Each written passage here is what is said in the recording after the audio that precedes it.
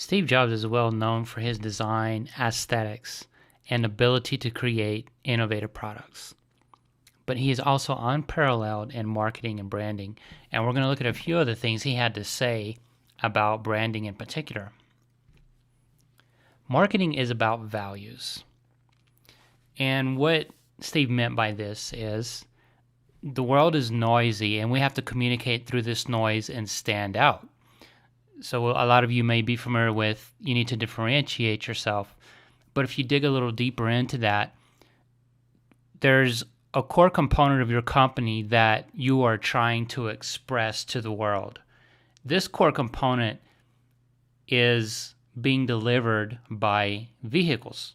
And these are the little messages that go out to the world and tells the world what you're about.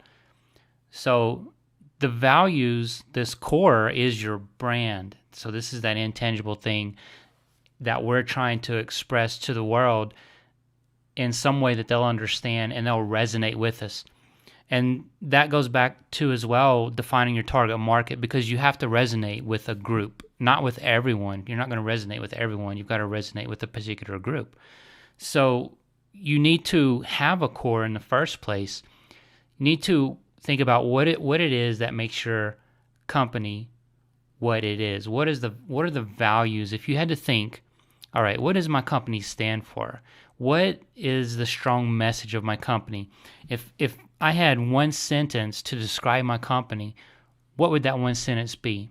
So if someone walked up to you and said, what does your company really stand for? What would you tell them? Think about that and then try to come up with the sentence that fits it, and then try to refine it, replace words and get it right. And this is not something that you finish in just one sitting. This goes on for years. The message gets refined. Through the years, the message may change some.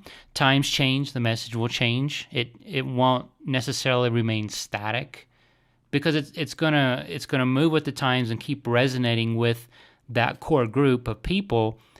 And as they change and as the times change, your message tracks along with them, your brand tracks along with them, and it changes. And Steve also said we have to be really clear on what we want them to know. So this is the part about getting your message right. Your brand is the core inside the company. That's the value, or the values of what the company stands for. But no one's going to understand that but you, the person that created the company and the person that understands those values. So the core needs a way, the brand needs a way to express itself. That's where this message comes in. This message is a delivery vehicle for the brand to get out to the customers. So for it to get out through all this noise and reach the customers, it's got to be strong. It's got to be magnetic to that group. So the more you understand that group, the more they're going to be attracted to that message.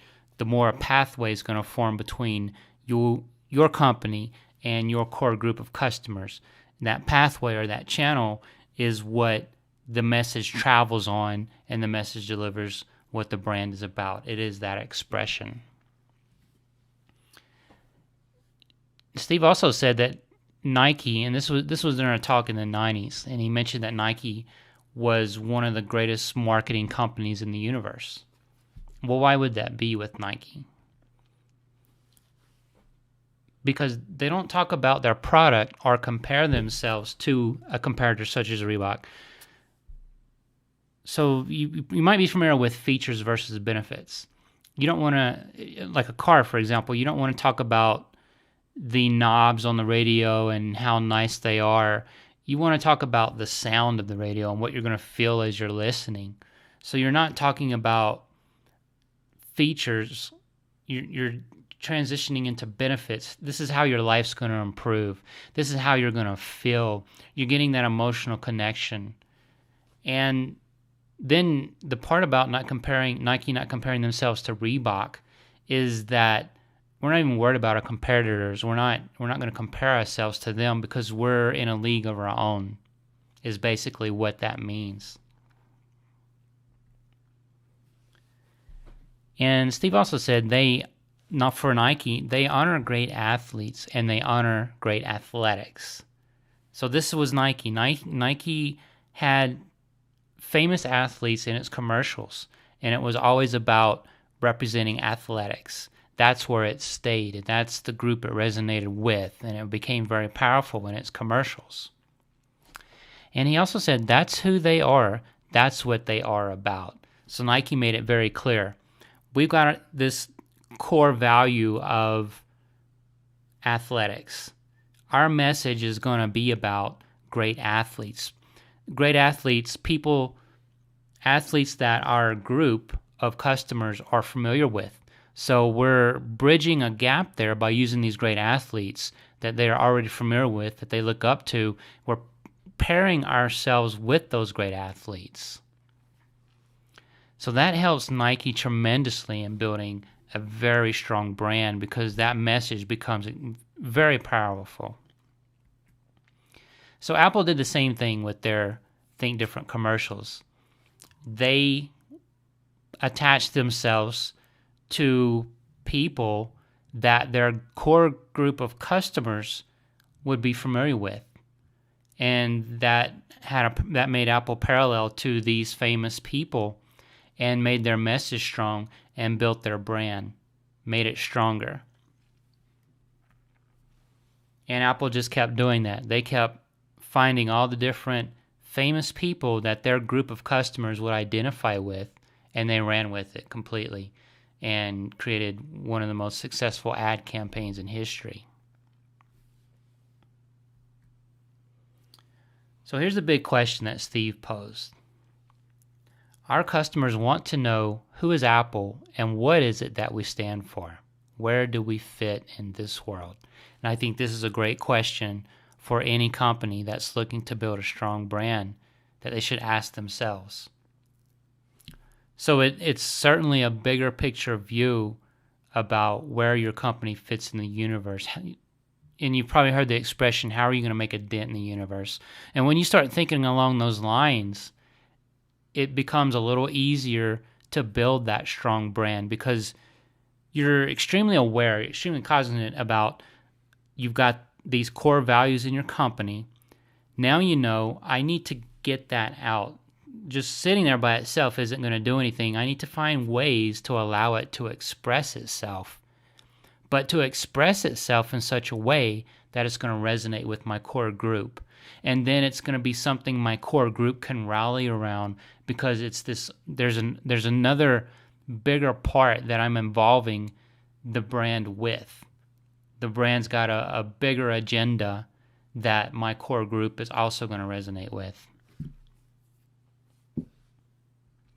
Now, getting into something a little more practical about the aspects of brand and in particular consistency, I'm going to stick with Apple here. Talking about their logo. So this is the initial logo that Apple had, and a design agency actually put this logo together. One person in particular did this, and if you're curious, the reason why the colors are there is because the personal computer in '77 that Apple had developed, the Apple II, was actually not monochrome. It was in color, and the colors on the Apple meant to represent that. And then the bite in the Apple was just to make it a little different, so that it's not just an apple, but there's a nice accent to it. And as well, the designer mentioned he wanted it not to be mistaken for a cherry, wanted it to look like an apple, so it gave it this scale. So that's just a little trivia on that. Now, in regards to consistency, this is the original Apple. And then through the years, more apples came about, but you can still clearly see this is the same apple with different colors, different accents, but the brand is still there. And again, if we think about logo is the tangible expression of the brand or the company. It's putting a face on the company. And if you think of a company as a person, so people obviously have faces and they have personalities.